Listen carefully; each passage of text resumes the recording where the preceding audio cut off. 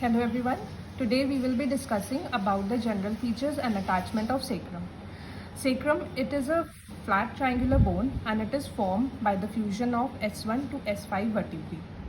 It forms the posterior superior aspect of an articulated pelvis. The upper half is bulkier and it helps in weight transmission. It has a base and an apex which is blunt.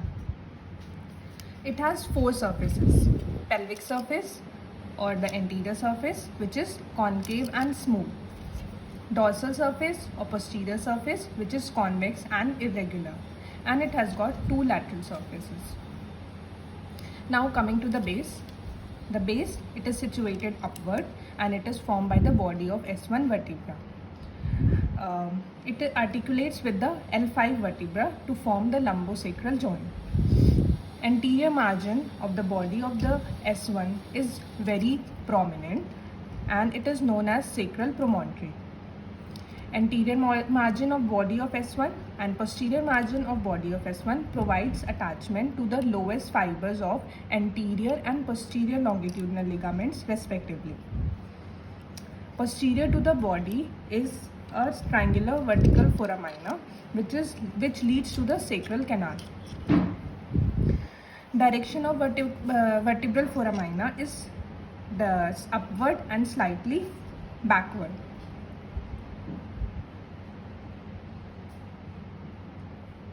Now, contents of the sacral canal. It contains chorda equina, filum terminale, spinal dura and spinal arachnoid. The spinal dura and spinal arachnoid terminates at the level of S2.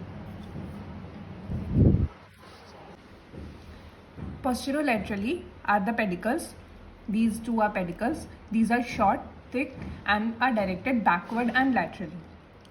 Now the lamina fuses in the midline to form the spinous tubercle. Here in this sacrum it is not fused, maybe due to any anomaly, but generally they are fused, and like this there are 3 to 4 spinous tubercle which provide attachment to the lowest fibers of the ligamentum flava.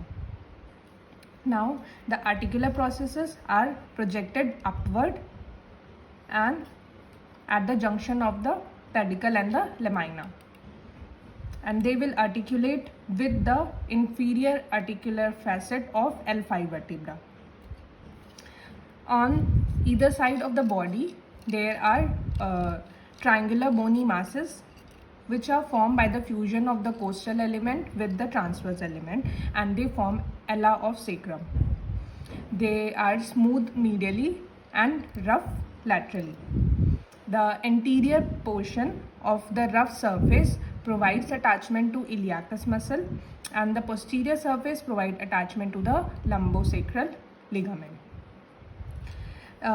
Lateral margin of the ala of sacrum will provide attachment to the uppermost part of ventral sacroiliac ligament. Now the smooth medial part of the ala of the sacrum is related to four structures. From medial to lateral, they are the sympathetic trunk, lumbosacral trunk, iliolumbar artery and the obturator nerve.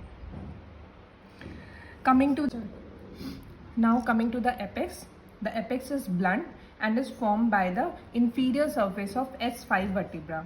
It bears an oval facet which articulate with the corresponding facet present on the body of first coccygeal vertebra. Now coming to the surfaces of the sacrum. First, the pelvic surface or the anterior surface. It is smooth and concave and it is directed forward and downward such that the body of the base of the sacrum makes a 30-degree angle with the horizontal, thus lying in the anatomical position. It has got 4 horizontal ridges which represent line of fusion of 5 sacral vertebra. Now 4 pairs of foramina are present, known as pelvic sacral foramina, and it communicates with the sacral canal posteriorly through intervertebral foramina. In between the pelvic sacral foramina, bony bars are present. See, these are the bony bars which represent the costal element of corresponding sacral vertebra. Lateral to these, there are lateral sacral masses formed by the fusion of costal element with transverse element. So this is the lateral sacral mass present on either side. Now the structures related to the anterior surface of the sacrum. So here is the line diagram showing the anterior view of the sacrum. In the midline, it is related to the median sacral artery. See, this one is the median sacral artery. Next to it is the sympathetic chain related to the medial margin of the pelvic sacral foramina. Then the piriformis muscle, it is related to the three pieces in the shape of alphabet E. The pelvic sacral foramina allow passage of ventral rami of S1 to S4 spinal nerves along with the lateral sacral arteries. In the midline, the medial portion, the upper half is related to the peritoneum and the lower half is related to the rectum. Coming to the dorsal or the posterior surface, it is rough and it is convex, directed upward and backward. In the midline, there are 3 to 4 spinous tubercle forming the median sacral crest formed by the fusion of the spine of S1 to S4 vertebra. Fifth is missing because the lamina of S5 fails to fuse in midline, leaving an inverted U-shaped gap known as sacral hiatus. It forms the lowermost part of the sacral canal, and from it passes fifth sacral nerve, coccygeal nerve and filum terminale. Now on either side of median sacral crest is fused lamina. Next to them are the articular processes which fuse together to form the articular tubercle, which together are known as intermediate sacral crest. The lowermost part of it is known as sacral cornua, which represent the inferior articular process of S5. Now next to it are 4 pairs of foramina known as dorsal sacral foramina, and they connect the sacral canal through the intervertebral foramina, which allow passage of dorsal sacral rami of S1 to S4 respectively. Next to the dorsal sacral foramina are transverse tubercles,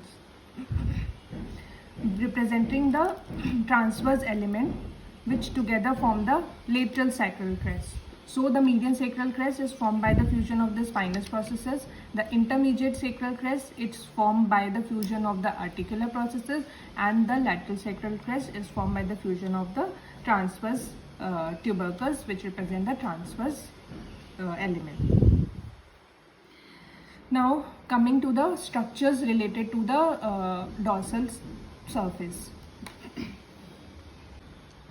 This is the line diagram showing the posterior aspect of the sacrum. Here there is origin of erector spiny muscle in alphabet U pattern. It takes origin from the spinous tubercle and the transverse tubercle. In between the erector spiny is the multifidus muscle, which covers the dorsal sacral foramina, and thus the dorsal primary rami of S1 to S4 have to pierce these two muscles to come out. Now coming to the lateral surfaces, it has got 2 lateral surfaces. In upper part, it is an inverted L-shaped smooth articular surface which articulates with the corresponding auricular surface of the hip bone, together forming the sacroiliac joint. Behind the auricular surface is the rough area which provide attachment to the interosseous sacroiliac ligament. Below to it there are 4 attachments from behind forward. First one is the gluteus maximus, next the sacrotuberous ligament, next the sacrospinous ligament, and finally the coccygeus muscle. Below to it, lateral surface abruptly turns inward downward and medially, and form an angle known as inferolateral angle of sacrum, and it provide attachment to the lateral sacrococcygeal ligament. This is the inferolateral angle of sacrum. So that's all about the general feature and attachment of the sacrum. Thank you.